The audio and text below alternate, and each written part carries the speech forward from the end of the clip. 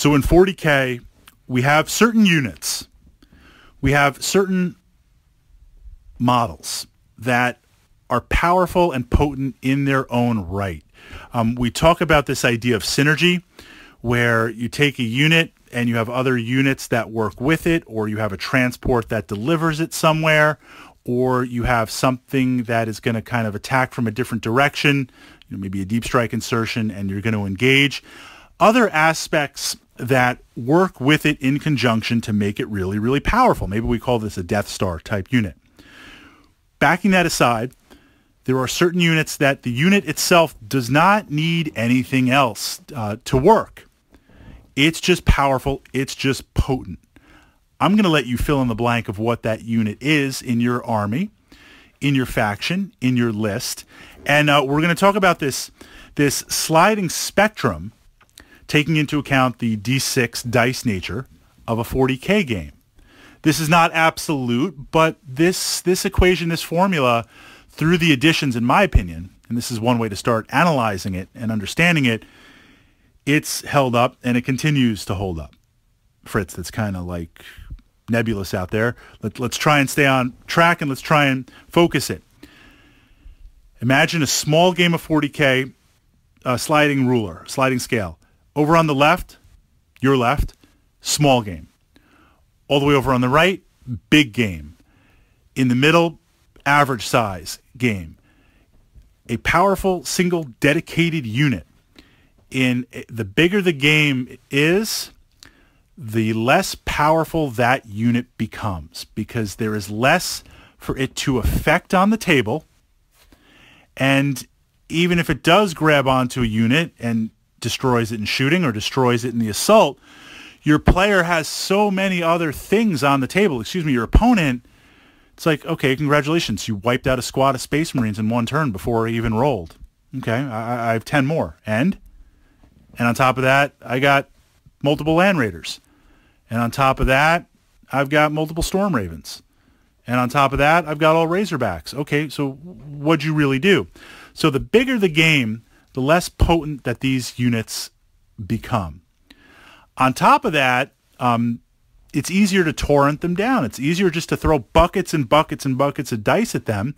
And the D6 nature not being able to produce enough of a diversity in numbers. I mean, GW tries to do it by, having the D3 and adding stuff on. This kind of what I call exploding dice mechanics on there. They've jacked up the wounds. They've tried to do that. It still can't break through that barrier. You throw enough dice at any unit, it's going to go down. So in a bigger game, you can generate that and take care of it. Now we move to a smaller type game. You don't quite have the volume of dice with that. So that unit is harder to take down. On top of that, your opponent doesn't have as many units. They don't have 10 tac squads. They don't have all this other stuff on there. They've had to make choices in their list with what they're going to take. You can't have everything. You catch up, you take out a unit and shooting your assault, that causes a lot of hurt. On a side note, up in the archives, exploring Kill Team. I think a lot of us in regular 40K, if there is such a thing as regular 40K, we're used to just taking tons and tons of losses on models, and you're not happy about it. It's never a good thing, but you build your list where you say, I have enough redundancy and I have enough model mass where I can take X number of lost units and models per turn and still be able to generate the volume of dice to affect my opponent. If I dip down, if I drop below that, then I'm in trouble. You get to Kill Team, you lose one or two models, you're in trouble. You're in a bad place. Kill Team is a lot more tactical. So smaller games replicate this. They have a similar type of tactical ending to it. If your super powerful single unit can make it up there and take out a unit, that's big. The question is, how do you do that? Because 40K, again, for the most part, is a finite game turn. You go, I go, you go, I go, you go, I go for X number of turns, and it's done. It's not like we're playing an open turn game, say like Chain of Command, World War II, or Battletech, where there's mission objectives, but there's no time frame on that. So I can look to approach, and if I'm not ready to engage, I pull back. I can try to outflank. If you move to counter, I find another approach on there. If I start shooting and I'm taking losses, I could pull back and regroup. In 40K, there is no regroup. 40K is meant to be in that moment. The final clash, it was always understood and explained to me that the army that you're playing with is a pinpoint of a major battle. I mean, think about all the artwork on there in 40K. You see these massive battles. That's what you're playing. That's what you're doing. And this is one little piece of it. And everything is going down. This is the final battle, the last stand, Draken's last stand in that moment. So from that perspective, it makes sense. There is no retreat. There is no pulling back. There is no regrouping. That's not to say you don't have mobility on the table, but there is an artificial timer in 40K. This is now the Highlander effect. In Highlander, when MacLeod goes to fight, the Kurgan has him marked, right? He's working with the Frasers, and no one wants to fight MacLeod. It's his first battle, and he's like, fight me, and everyone's like, no and no. I call it the Highlander effect, where nobody wants to fight you on the table. Everyone's running away. You're super jacked up, HQ, Lysander dude, whatever it's going to be, Tyrant. I really don't want to fight it. If I can run away, I will.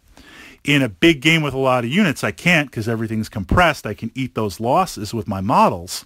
But in a smaller game, I just start running. So the checklist there and the tactics there, how do you prevent your opponent from running away? You look at the mission. And again, without getting into exact specifics and the terrain and stuff, I can only offer a top-down overview example. You're going to have to find the checklist, but it's there. If there is a piece of terrain in a small game that is going to be dominant, maybe it's something you have to occupy and it gives you an advantage. Maybe it's a weapons emplacement. You go in there, you're never giving that up. It would be you can't give that up, especially if I have other units waiting to take that. You need to stay in there. Well, I know whatever units you put in there, they're not going anywhere. So there's the point on the table that I'm going to send in that super powerful Killy Death Star unit and gobble you up. If there is a mission objective or a mission point on the table that I know you're going to be. Recently, we've been revisiting some old school missions to mix it up, looking at the table quarters. At the end of the game, who controls the most table points, table quarters and fours. Well, I can't be everywhere. So if I say, look, I'm going to load up on 3 of them, and on the 4th one I'm not going to load up, that's where I'm going to send that super powerful unit to kind of smash and gobble up anything you put in there. So this idea of where is the game, based on the mission, based on the terrain, based on your opponent's army, where are those parameters going to put your opponent's units on there? That's the point and click. That's where you send that in. It's almost like predetermined of where that single powerful unit model is going to move.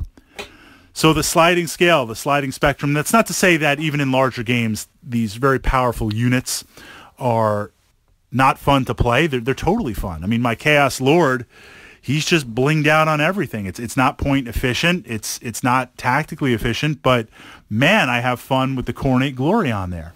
So it's okay to break these competitive tactical rules in 40K as long as you're aware of them, either to try and offset it with other areas, bulking up on cultists and just regular stripped down cheap Chaos Space Marine power armor.